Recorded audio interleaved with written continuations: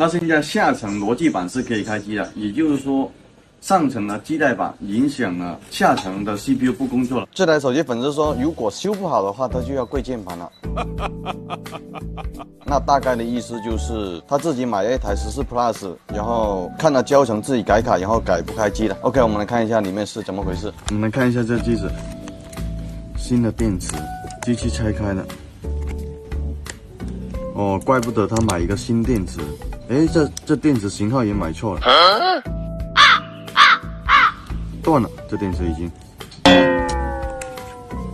OK， 我们来看一下电流。起价正常，定住了，电流不动了，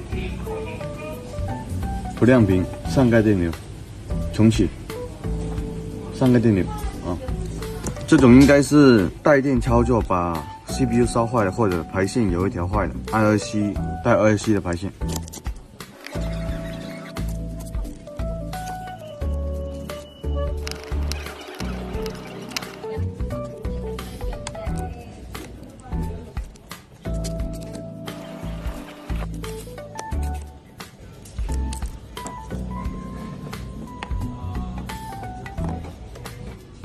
再来看一遍电流，还是上盖电流的话，说明主板坏了，甚至有可能是 CPU 坏了。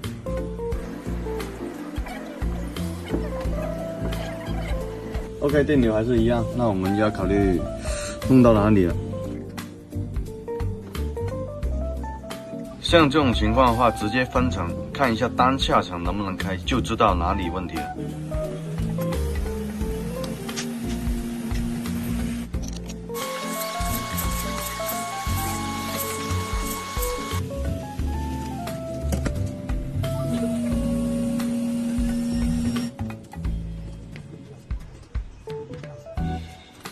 那现在我们测一下单下层它能不能开机，看有没有弄到下层是不是坏了。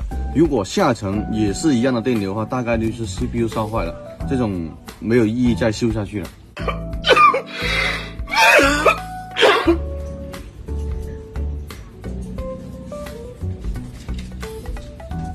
OK， 单独下层是可以开机的，所以它是弄坏了上层。那我们接着修上层就可以了，所以我们在维修的时候一定要缩小我们的维修范围，不能乱修。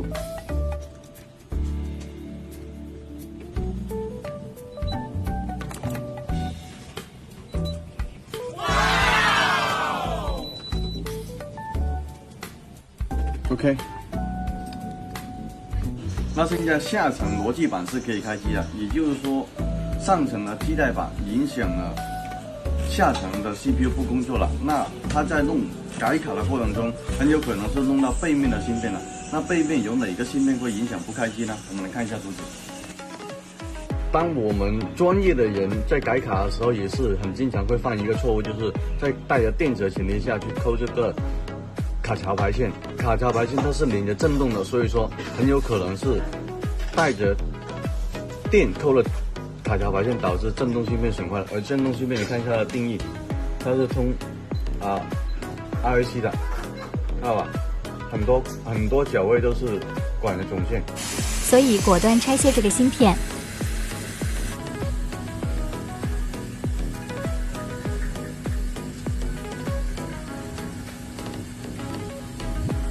OK， 开机了说明就是这个小小的芯片损坏。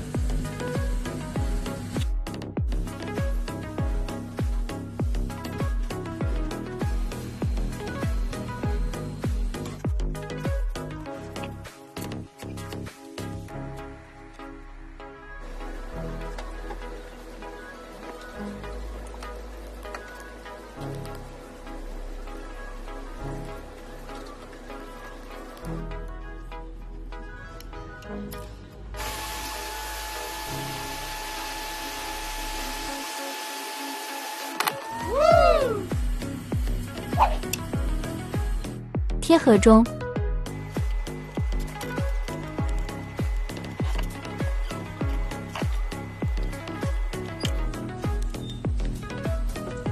亮图标基本就好了。将主板美容一下搞定。